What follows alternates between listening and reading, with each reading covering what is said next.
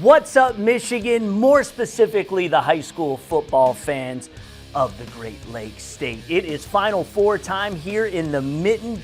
Boy, I tell you what, it's also championship weekend if you happen to be an 8-player fan. So much going on. My name's Lorne Plant. Sydney Cariel on the ones and twos. Devin Gardner getting ready to spit football knowledge, right? That's what he does. I'm feeling good today, guys. It's been a heck of a season. I can't wait to see who is going to advance to championship weekend. Yeah. I mean, gosh, we saw a lot of good football last weekend, so this is teeing up for a good semifinal and finals weekend. Like you said, 8-player football coming up this weekend. Yeah, and it looks like we used up all the good weather. So I know. Looks like it's going to be how it always is in this final week. So the teams that have established the run and can run the football are probably going to be the ones that advance. It's really who is tougher, right, when it comes down to it. You can't feel your toes. No. You can't feel any of your extremities. And it's just sheer will. And we wouldn't have it any other way. Yeah, no. Bring all the hand warmers you can. That's what we need. But we did have some really good games last weekend. So we'll head right into our takeaway sponsored by Figer Law. And Devin, let's start with you. It was the game of the week, Clarkston and Adams. And boy, was it ever the game of the week. Oh, it was definitely the game of the week. I mean, it was so exciting. Parker Pico is amazing. When I tell you, I didn't know he had the kind of speed that he has, too. Yeah. Like, he's strong, he has good speed, he can throw the ball pretty good, but the will that he has to get it done, and the will that Clarkston had to make sure that on the last play, without giving them a real chance, they won the game. How about Stephen Kozak? Yeah. I mean, I couldn't imagine waking up in the morning, just getting ready to be a backup or do whatever I'm going to do. I don't know what backups do. He's got his clipboard. You know what I mean? He's ready just doing whatever. Same old routine on Fridays. Yeah, and then they say, oh, and by the way, you're going to be the quarterback today to make sure we win to go to the semifinals so that we can eventually go to the state championship. And then his first question is Ethan Clark playing? What? Yes. Is Ethan Clark playing? Okay, then. Yes, he was. I feel good. Ethan Clark was exceptional again. And you kind of wonder, like, man, could he do it again, right? Because they had already played Adams and he'd been dominant. Yeah. Could he do it again? On that last drive going in to score, it was the funniest 2-minute drive. It was like a Wisconsin 2-minute drive where they're just running the ball. Yeah. But then you get in a position where you can't run the ball because if you don't get in the end zone, right, the time's going to run out. You're not going to have enough time to get another play called. And they go with a pass play.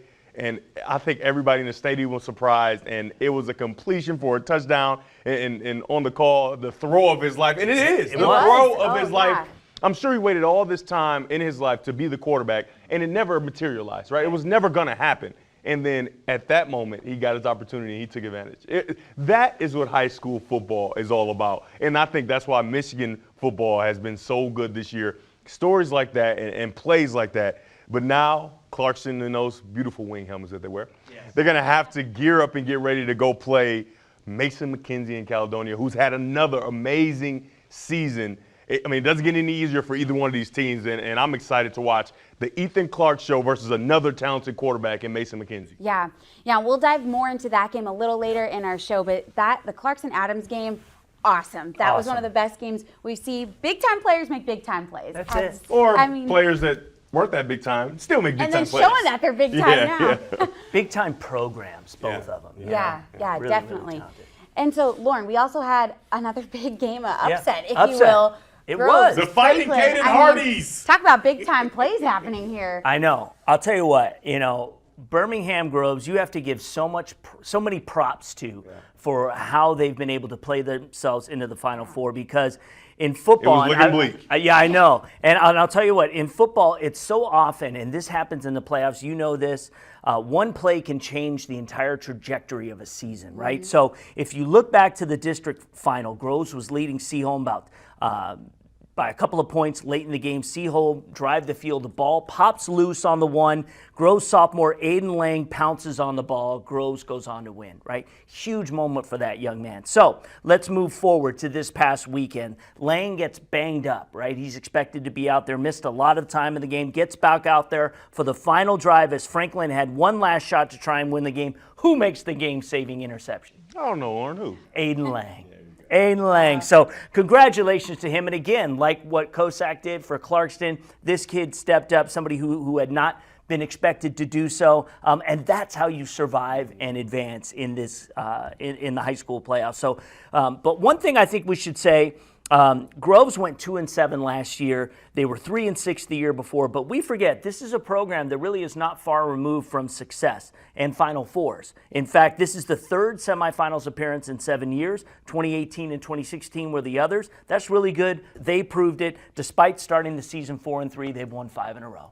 Yeah, survive and advance, like you said, and another team who was able to survive and advance to this final round, Brother Rice, although they did come up short to King 22-12, but this game closer than I think we all expected, not just the three of us, but the entire Michigan football community. Really give credit to where credit is due. Brothers Rice defense really held King the entire game until probably the fourth quarter, but Brother Rice had the lead 9-6 at half and then extended the lead 12-6 in the third quarter off of a 16-play drive that ate up majority of the clock. King got the ball left in the third quarter with only 1 minute and 48 seconds left. So, you know, who knows if Rice really capped off that drive with a touchdown, maybe it would have been closer towards the end. You see it in high school football, you see it in college football. You play good teams and you're not supposed to win. If you don't score touchdowns, you're probably going to lose the game, right? Or you're going to be in jeopardy of losing the game because at some point that talented team, especially when they're talented on offense, is going to take over and they're going to be able to make plays. So you have to score touchdowns or it's going to be trouble for you. And that's exactly what happened. Stars of the game, we had Dante Moore, and he connected with Sterling Anderson in the fourth quarter, which then gave them the lead. And then they went for a 2-point conversion. Dante Moore calls his own number. So now they have the lead 15-12. And then Dante Moore sealed the deal with a touchdown toward the end of the game. Beautiful run. Yeah, 38-yard touchdown. And you know what was cool at the end? He ran behind. I thought he was leaving the stadium. Yeah, he goes all the way to the gate. The brand new stadium, by the way. Yeah, it was really nice. Yeah, he told us there was a bunch of King alumni standing behind the gate. Yeah. So that's where he went over and was like, you know, they were all embracing each other. And this is for you guys. This is, you know, this is for our community, not just for the team. So that was a cool moment for him and the team, of course. So they're moving on. I mean, King's moving on. It was a tough battle for going back, maybe. Got to be Mason first. Yeah, got to be Mason first. That's who they have up next. And remember last year, King did beat them in the semis 47-6. As teams are rolling, that'll roll us right into our semifinal predictions sponsored by Alta Equipment Company. We'll start with Division 8. Yeah. We've got 2 games. The Final Four, Ubley versus Iron Mountain. Lorne, who do you have in this one? So the majority of my state championship predictions are still correct. I will say that. The only Humble two, brag the here. only two that didn't quite make. Well, I never get these right. That's why I'm going to boast about it when I'm pretty correct. At least so far. I'll give you credit. You did say our first playoff show, you were like, I'm probably going to get all these wrong. Right, I did. So Munising in Division 8 didn't make it. You know, and that's okay. Macomb, Dakota in Division 1. Those are the only two I didn't get right. But everybody else I've gotten right so far as who's moved on. But I will say in Division 8, I predicted Ottawa Lake Whiteford. And when I say Munising, that was 8-player Division 1, not Division 8 where we are here. I predicted Ottawa Lake Whiteford to get to Ford Field and win. I still feel that way. So I think they'll beat Clarkston Everest. Ubley has won 4 regionals in a row, only 1 finals appearance to show for it. But I think they'll get back again. They're strong. Yeah.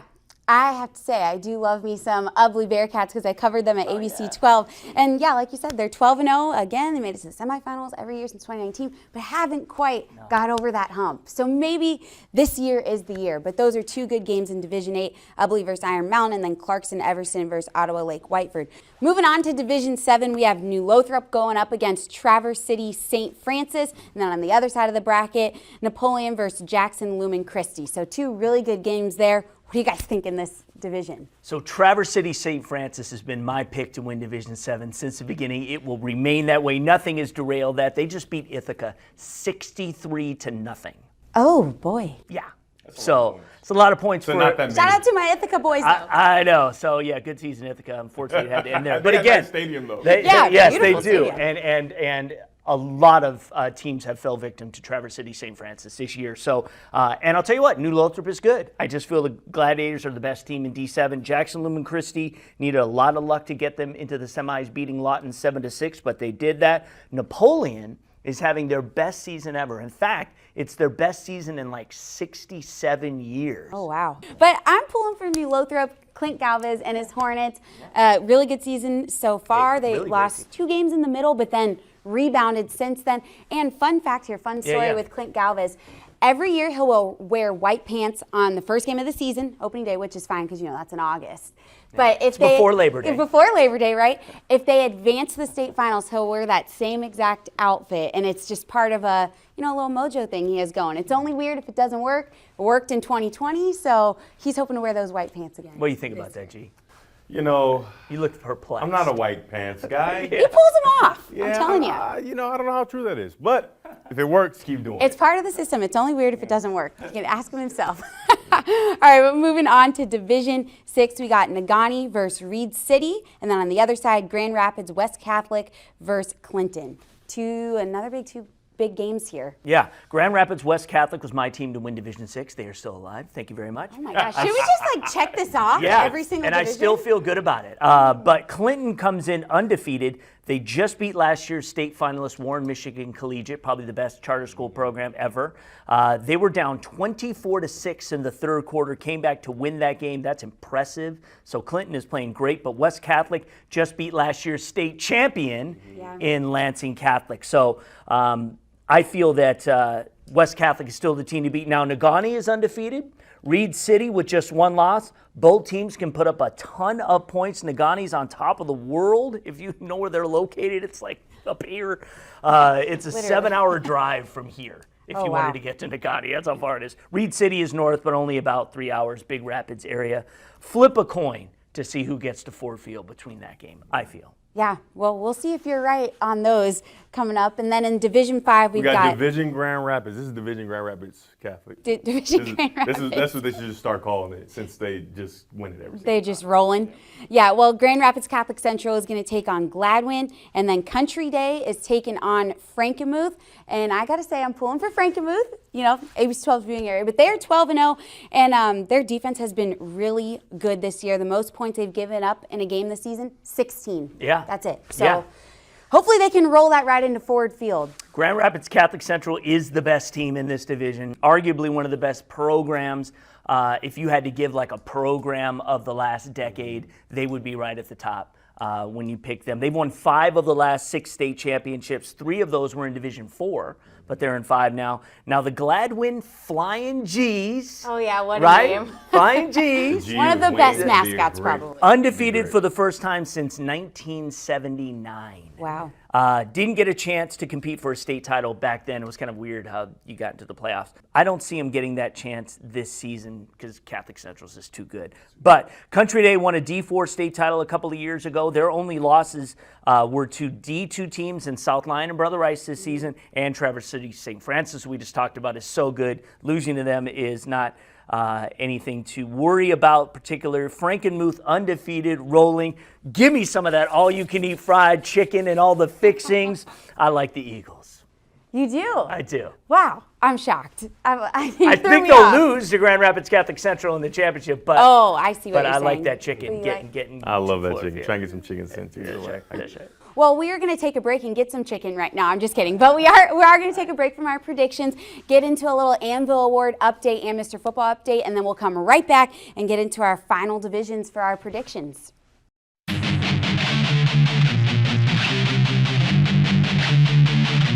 All right, guys, let's get into some state champs Mr. Football talk presented by Hungry Howie's. Best time of year, best guy to do it with. Sean Belize, how you doing, man? This is great. No, you are absolutely right. I can hear it's the most wonderful time of the year ringing through my ears right now, but it is for a myriad of reasons, and this is what we talk about all year long, Lorne. This is money time. That's right. For our competition. Let's give some shout out right away, and that is to the online vote winner, the people's champion, as it were, Cole Cabana from Dexter. 53,124 votes for that young man. Phenomenal year. As we have said for years now doing this, if anything, at least we're consistent. Listen, that online vote is huge. Cole Cabana's numbers are pretty big in and of themselves, but that online vote is huge because guess what? You punch your ticket into our Final Four. And Lorne, as we've been talking about all year, I'm not sure there's been a more competitive year where going into the last couple weeks I know. We don't know. We don't know. None of us are sitting here going, well, I think it's this guy, I think it's that guy. No, there's a whole bunch of we don't know right now. So let's check this out. So we've got 4 guys that are still playing. Now, we're not saying by any means this is going to be our Final Four, but we have 4 who are still alive in the playoffs, both in Division I and Division II. So Cole Cabanas, we're talking numbers, 1,899 total yards, 35 touchdowns on the season. Ethan Clark from Clarkston, what a beast he's been, 2,937 yards, 37 touchdowns. Brady Drogosh from De La Salle, what a money man he has been for De La Salle all year. 3,234 yards, 49 touchdowns. 49. And finally, Mason McKenzie, the unbelievable story out of Caledonia, 3,148 yards and 38 touchdowns. This group is incredible. Well, and again, when you look at our criteria that we make a point to put up there each and every week, you want to check as many of those boxes as you can. And these are guys, Lorne, that are checking those boxes. And that's what it's all about in a competition like this. And listen, the fact that your team's still playing, the fact that you're still able to contribute numbers, yeah, that's huge right now. And that's no disrespect to guys that are maybe already out. There's no disrespect. That's right. As you said, this isn't our Final Four, Right. but based on our criteria, yeah, you're giving yourself a little extra breathing. Absolutely. I want to give one last shout out, and that is really to the entire West Bloomfield community who came and supported Samaj Morgan in the online vote. 49,232 votes for that young man. And granted, their season ended a couple weeks back, but he had an incredible season. Maybe not the numbers that are eye-popping as we've seen, but again, when it comes to the definition of this award, a guy who does a little bit of everything. So we're going to really have our work cut out for us. We're going to get to choosing our Final Four next week, and you will know that before we get to the state finals. I can't wait. Sean, next week's going to be tough. We're going to take a quick break and check in with our friends at the DMC Physical Therapy and Sports Medicine for this week's Game Changers. Hi, I'm Laura Remus with DMC Physical Therapy and Sports Medicine, and today on Game Changers, we're going to talk about athlete readiness testing. One of the hottest topics in sports performance is load monitoring.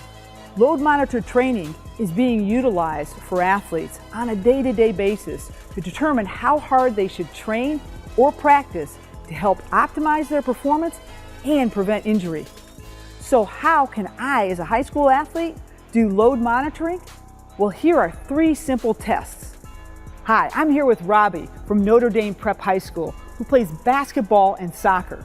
He's here to demonstrate the first load monitoring test, grip strength. Take a grip master, put it in your hand. Squeeze it all the way until both ends touch. Then open it back up and repeat it. See how many times you can do that, and then record what that strength is. Each day, come back and retest yourself. If you drop by 10% your performance, can't squeeze it as many times by 10%, then you need to decrease your load, decrease the amount of training you're doing that day or the intensity of your practice. I'm here with Robbie again to demonstrate the second load monitoring test, the vertical jump. Start by standing and performing a maximum vertical jump. Repeat it. One more jump for the third.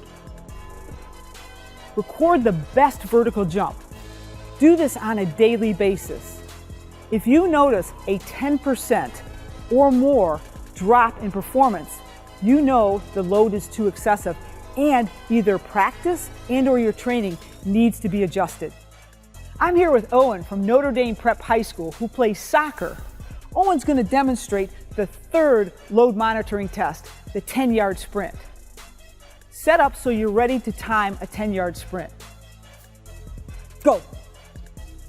Repeat this 10-yard sprint test 3 times. If your performance decreases by 5% from day to day from your best results, then you need to adjust your training and or your practices to help prevent injury and optimize your performance. For more sports performance tips or to make an appointment with a DMC physical therapist or sports medicine physician, visit dmc.org/gamechangers. Do you have a sports injury, or are you just looking to take your game to the next level? Then go where the pros go. DMC Physical Therapy and Sports Medicine. For immediate care, call 313-910-9328 or visit dmc.org/gamechangers.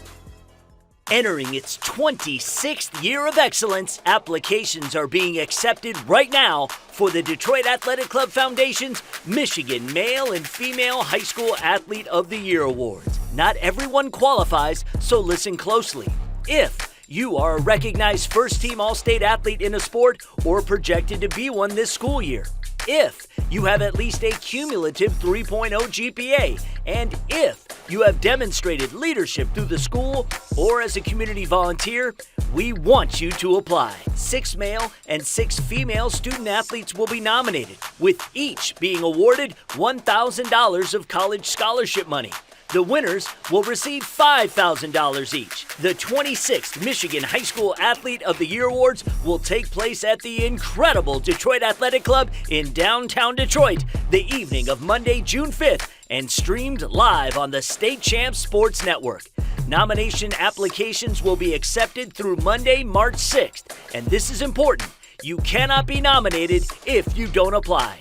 Download the application today at dacathleteoftheyear.com. That's dacathleteoftheyear.com.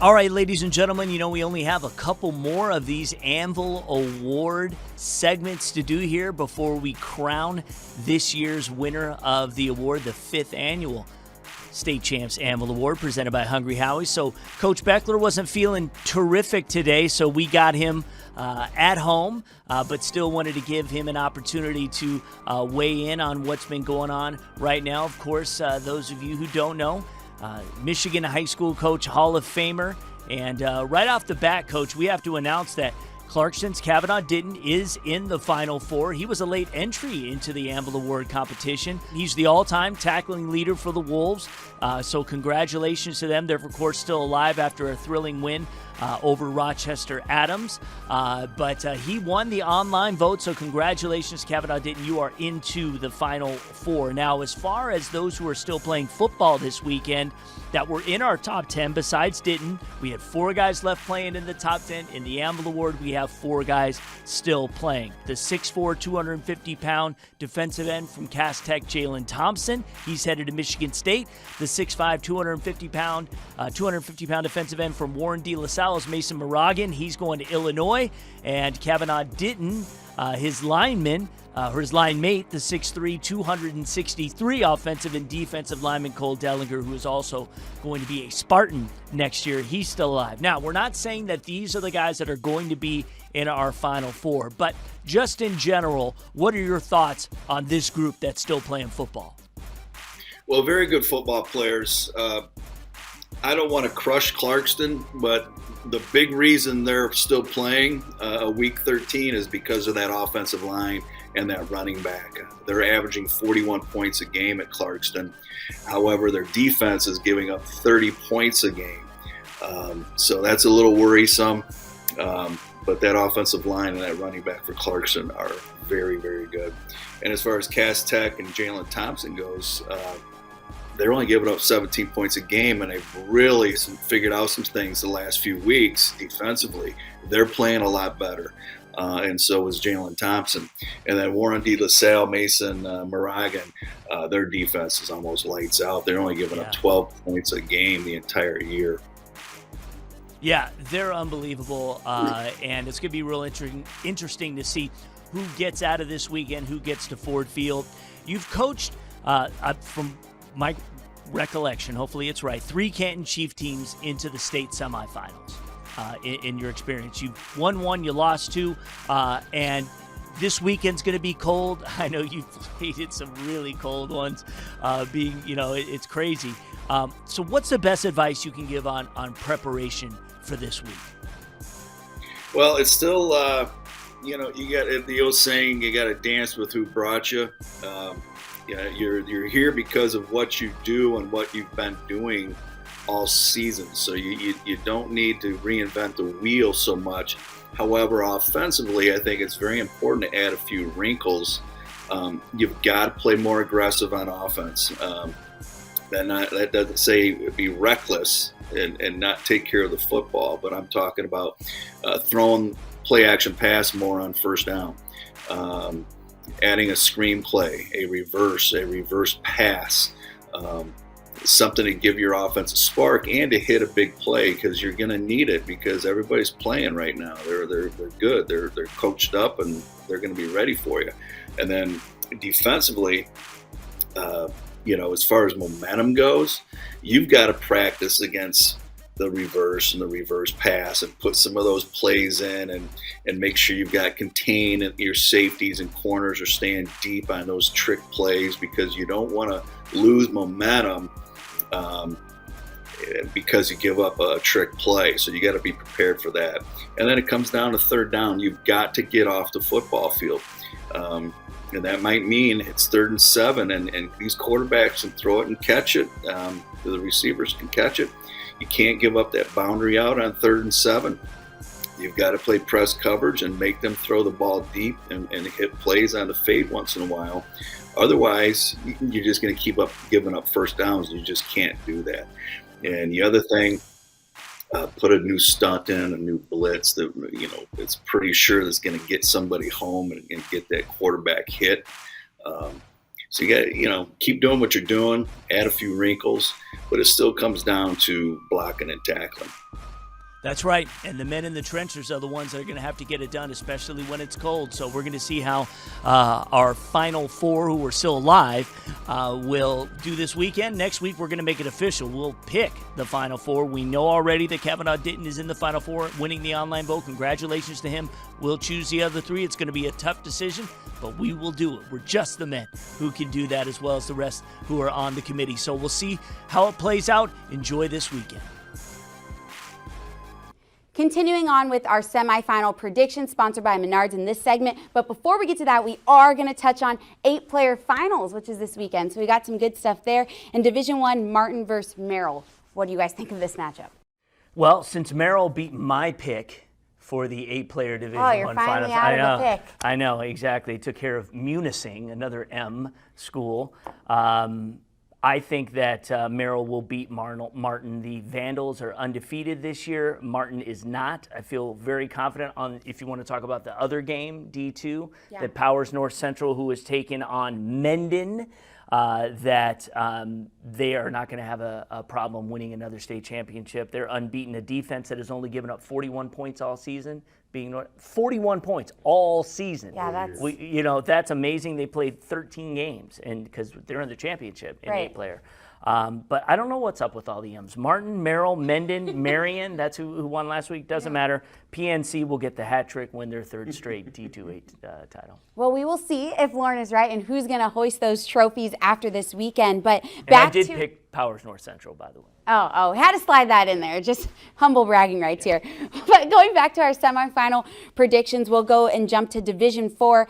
Edwardsburg versus South Christian on one side, and then Goodridge versus Riverview. Goodridge having their best season in program history. This is their first semifinal appearance ever. So Tom Allward and his team just getting it done, and I hope that they continue on to Ford Field. Edwardsburg has the best nickname in the world. It just fits so perfectly. Edwardsburg Eddies. The Eddies. Yeah, Flying G's. I was going to say, though, we did touch on that for a second. The only thing that makes that better is with the Flying OGs. Oh. That was the only thing that would make it better. Is that a dad joke there? I don't know. No. All right, so it's again, when I was doing the prediction, I was like, can I predict this many Grand Rapids teams to win state championships? Grand Rapids Catholic Central, West Catholic, Grand Rapids South Christian. I picked in Division 4. They're still alive. They're the only team that beat Grand Rapids Catholic Central this season, so that's impressive. They are Very impressive. They are 12-0. So it's their best season in a long time, but facing an Edwardsburg team that only lost to West Catholic in week 1, no joke. West Catholic still playing. I stick with South Christian. Now, on the other side, you mentioned Goodrich, and I do. All they had was an open season loss, and that was to Frankenmuth. Yeah. So they're still playing. Riverview is a program that is. They were state semifinalists back in 2017. Lost to Farmington Hills Harrison. Remember them? A team that was their second to last season before that school went away. but an unbelievable school. They've had such a great season, the Pirates, undefeated. I just feel that it's Riverview's time to get to Ford Field for the first time ever. Now, you Pirates faithful know that they have made a state championship before. That was in 2002, but back then, that was the Pontiac Silverdome. First season of state champs. So here we are celebrating our 20th anniversary. Will Riverview do the full circle? Head into Division III now. DeWitt versus Muskegon on one side, and then Mason and King on the other. We talked about Mason and King a little bit, but Devin, when you see this King team, I mean, they're rolling right now. Yeah, so I think you can kind of pencil them in, right? Pencil King into the state championship, back-to-back years. But DeWitt and Muskegon, so DeWitt is a team that obviously, as of late, has been dominant. They've done a very good job. This will be, their third straight year into the state championship game. And Muskegon, right, a year ago they were a little bit down, and everybody's looking like, man, what's wrong with Muskegon? Why aren't they as dominant as they have been for so many years? They lose Cameron Martinez, who's now playing at Ohio State, but they're back, right? So I think that's going to be a dogfight. Contrasting styles where DeWitt is going to throw it around a little more, and Muskegon's going to keep the ball on the ground and try to bleed the clock. I think that the weather, right, is going to play a big part in this game, and I think Muskegon is uniquely built where they are really going to be able to withstand the weather. So it's a nice day, I'm going to do it. If it's a mucky day, I'm going with Muskegon. So predictions based on weather over here. Based on weather, man, it's important. Well, I think King was everybody's pick to win Division III. But Mason really is no joke. 39-5 over the past 4 seasons, no losses this year. They're undefeated. Now this game is a rematch of last year's semifinals, and it was not pretty. Crusaders were going to beat anybody they played in the semifinals last year, but it was their second state title in 4 years. Give me Mr. Football, Dante Moore, and King right now. Now, DeWitt, Muskegon is interesting. I said weeks ago on this show that Muskegon had a path to get to Ford Field, and that path still looks good. This is not the same DeWitt team that won a state title a couple of years ago and duked it out with King in the finals. I mean, there's no Ty Holtz, there this year leading the way. But again, they have played incredible. Their only losses were to regional playoff teams. So Detroit Catholic Central, Grand Ledge, and East Lansing. So they have played a tough schedule, and they deserve to be here. I see the Big Reds getting through, and it will be a rematch of the 2018 Division III state championship against King. Yep. Quan Finn, who punched his ticket to the MAC championship. Everybody watched December 3rd. I'll be there probably. Oh. Well, in Division II, we've got 2 more really good matchups in this one. Forest Hill Central versus Dexter, and then De La Salle versus Grove. So first, this Dexter team, I mean, they've been a force to be reckoned with all season long. Cole Cabana, I mean, talk about a kid who grows up in the Ann Arbor area, right, Dexter. You're told you're way too small, right? A smaller kid growing up, can't contribute. You have dreams. Everybody has dreams of playing at the University of Michigan and things like that when you live in Ann Arbor. But obviously, it's far-fetched for the most part a lot of times with the kids that live around there. And for you to turn that around, turn Dexter into a real contender, be undefeated with 1 more game until the state championship, plus you're going to Michigan later, and other teams are getting in, Miami and different schools are offering them. His story is something really, really special. I mean, he is carrying this team, right? Because everybody knows you got Cole Cabana, he's going to get the ball. Right? You got Cole Cabana, he's going to get the ball. And he continues to dominate. Will he be able to continue it, though, against Forest Hill Central is the question. De La Salle versus Groves. I don't know. The Groves' luck may have run out, right? Because De La Salle is a real force. But Caden Hardy, right? So Groves knows, De La Salle knows the Groves are going to try to run the ball, right? And they're going to continue to try to run the ball. If Caden Hardy could make some timely throws, the quarterback for Groves, that could put them in position, right? That's what happened when they played Brother Rice, De La Salle did, right? Exactly. The quarterback just played lights out, and they got into a dogfight, and when you get into a dogfight, anything can happen. So I think that's Groves' path to getting to the state championship, which after that loss to Oxford, nobody thought that they would ever be here facing De La Salle. I'm just telling you, De La Salle had to go find all the film on Groves. They didn't prepare for this at all. So that's going to be a really good game, but I think De La Salle might be a little bit too much for him. But Cole Cabana and Dexter, man, amazing. I mean, I think when it's all said and done, Dexter's the team of the year. They're the one team that we've talked about the most. They're the greatest story. 2 Division I commits on a Dexter team, because it's not just Cole Cabana, but it's also the Michigan State-bound Brennan Parachek at tight end. He's been both were big in last week's dominating win over Midland. Forest Hill Central really, really good. We know that. Undefeated. Beat East Lansing and Mona Shores in back-to-back weeks. That's getting it done, son. I just don't think anyone can beat Dexter right now. I think they've got all the momentum until they get to Ford Field next week and they play Warren De La Salle. Because I just really feel that, again, I predicted De La Salle would win Division II. You did. And I just think that they are such the real deal. They're a juggernaut. And I just think nobody's going to stop them. Brady, Drogosh, and company are going to get it done. But I can't wait for it. I hope it's De La Salle and Dexter, because I think there's just so many storylines wrapped. Yeah. Well, if it's it'll De La be- Salle and Dexter, it'd be 2 guys that were featured on the Gardner 5. So it looks like Yeah. I had a great prediction at the beginning of the season as well. Yes, you did. Another shout out there with this There you Groves go. team. We kind of touched on this earlier, but for them to stay in the game, they're going to need to make sure they capitalize their drives with touchdowns. You Yeah, said how they gotta important it score is touchdowns. for a matchup like that. You can't settle for field goals. Right. You got Gotta to score And De La touchdowns. Salle will score touchdowns. They will. So if it is a shootout, who knows? Yeah, exactly. But a shootout is coming in Division I with the 2 games we got here.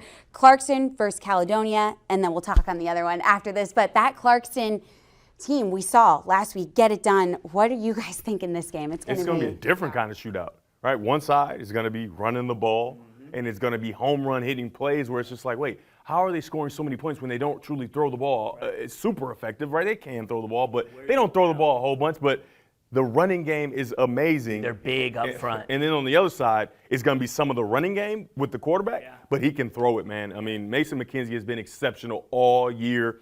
That is a game that I don't want to pick it. I don't know who's going to win, because Ethan Clark is one of my favorite players. So he's going to be outstanding. Mason McKenzie has become one of my favorite players. Getting to see these kids continue to develop, getting a chance to see Mason McKenzie at Legacy all those years when he's a younger guy, and you're like, man, this kid can really throw the football. Oh, wait, this kid's an amazing runner. Oh, this kid is outstanding. He's going to be a Division I football player. And then like I talked about all year, Ethan Clark, seeing him as a young guy contributing on a very good Clarkston team, and then now him being the guy, I'm excited for both those kids to get a chance to run up against each other. It's going to be great. Yeah. It's going to be great. Mason McKenzie over 3,000 yards combined, both rushing and passing this season. Doesn't which even is, play the whole game ever. Which, The which is whole year, just he been sitting out amazing. second half. 38 touchdowns for that young man. So those that are Clarkston fans, and remember Ian Erickson and the team that won its first state title in 2013, Erickson had all the school rushing records, and I mean literally owned them all. Ethan Clark has summarily been breaking all of them. So Clark has 64 career rushing touchdowns, which is tied with Erickson now, so he'll break that this weekend. That's a No doubt. given. He's 4 shy of Erickson's career touchdowns, which if he doesn't break it in this game, he'll break it next week. He could. What a finish versus Rochester Adams last week. We talked about Clarkson, untested quarterback coming in, throwing the game-winning TD late in the game. They beat Adams twice, which is an amazing thing to do this season. So they've got all the momentum. Caledonia in the semis for the first time in a decade, just 1 loss to Rockford, a loss they avenged a couple weeks later in the playoffs. So I think this could be a really great game, but I've got Clarkston. Got Clarkston. All right.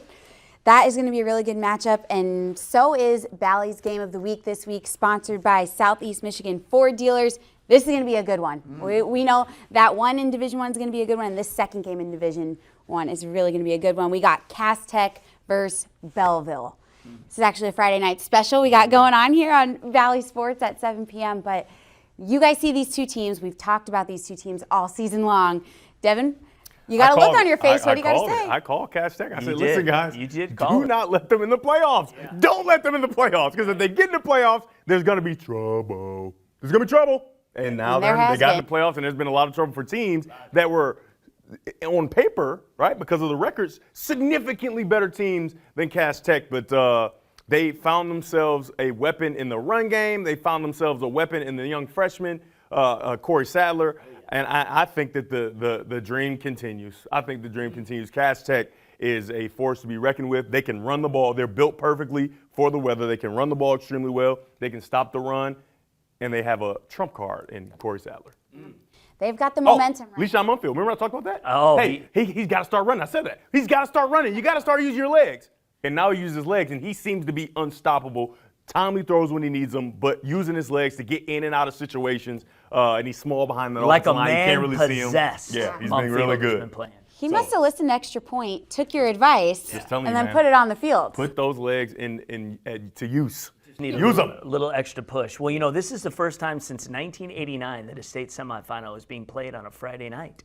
So Mick McCabe has said that the last semifinal played on a Friday night was the infamous Ice Bowl game, and it was between Farmington Hills Harrison, who I referenced earlier on the show, and East Grand Rapids, and it was at Flint's Atwood Stadium. Atwood. Yeah, so that's where that game was. Final score in that one, guess, 3-2. I was going to say, it's got to be, let's go. What is that, a baseball? score. Yeah. So that won't be the case this week. It's not going to be 3-2, but it's going to be cold. Yeah. We do know that. Cass Tech was the beat the team that I picked to win Division I, Macomb, Dakota. I didn't think they could do it. Of course they did. They did, and it was impressive. Sean Hodges rushed for 300 yards. He is running that rock. 300 So yards. he's going to play DB at Grand Valley. He might need to rethink because his vision and ability to hit the home run as a running back, he's not the biggest guy in the world, but I just called a game with Kansas State a week ago. Deuce Vaughn, 5'6", 176 pounds, and a monster, unstoppable in the passing game and the run game. So, Hodges, I know you're a pretty good DB, but the way you're running that football, you might need to rethink it just a little bit. Yeah, first time in 5 years they've been in the Final Four, which you wouldn't think of that for a Cass Tech program. You think they would have got there soon. So Belleville's the defending champs, beat Detroit Catholic Central 33-10, took care of business. 608 points scored this season, which is unheard of. Bryce Underwood is just a sophomore, but this quarterback in 24/7 Sports has the number one, rank him the number one QB in his class in the country. So It's a big country. The interesting thing is, A lot of that's right, quarterbacks. 6'2", 210 pounds. I mean, he looks great. He's just a sophomore, you know, kind of shades of Dante Moore a couple of years ago. So, but it looks like winds are going to be about 17 miles per hour Friday night. Temperature's only going to be about 30 degrees. So, you know, with the wind, it's going to be well below that. What effect will that have on either team? You're probably right that Cass just might be, you know, and I hate to use the word tougher or whatever, but maybe just more built. Yeah. Well, now, Jeremiah Beasley, though, a kid that I've watched since he was like a little bitty kid, and he's growing up, 12-year-old football, 11-year-old, 30, and now he's a man, right? Jeremiah Beasley's run the ball really well, so he could be another avenue to a victory for Belleville. But like you said, I think Cass Tech, that miracle seems like season is going to probably continue. Well, they certainly have had a tougher road to hoe. Oh, without They've question. had a tougher path. Much They've played tougher, much tougher teams. So, Battle yeah. tested, if you will. Yeah, so we'll see. Regardless, whoever's in the Division I state final is going to be awesome. It's going to be so good. It's so good. And yeah, like we said, that game is going to be on Friday night to kick off our semifinal weekend. So hopefully that comes right down to the wire. Yeah. And no more love close OT. games. No more OT. So sad. OT's over. We had a blast, though, getting a chance to do that. Hopefully you guys watched. It was really great getting in there, getting to be at Bally Sports and getting to be on their set and work with the likes of John Keating and Mickey York. And Cindy, you got a few opportunities to do it, too. So it was really good. So hopefully the high school football fans liked it. We'll see if it comes back next year. But it was a good opportunity. I think this 1-2 punch of the game of the week and OT was effective and hopefully gave people a lot of things Center, to enjoy. Yeah. Watch out. That's Watch right. out. But we do know what is coming back for sure, and that's Extra Point next week. We'll have a recap from all these games around the state. It's going to be so much fun. I'm looking forward to see who we got in the state finals, and we will give all of the recaps to you and our thoughts next week. So everyone, have a good weekend and happy semifinals. State Champs Extra Point is powered by Lawrence Technological University.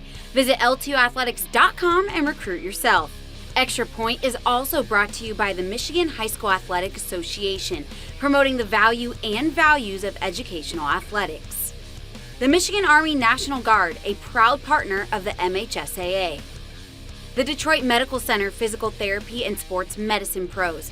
Visit dmc.org/Gamechangers. Nominations are being accepted now for the Detroit Athletic Club Foundation's Michigan High School Athlete of the Year Awards.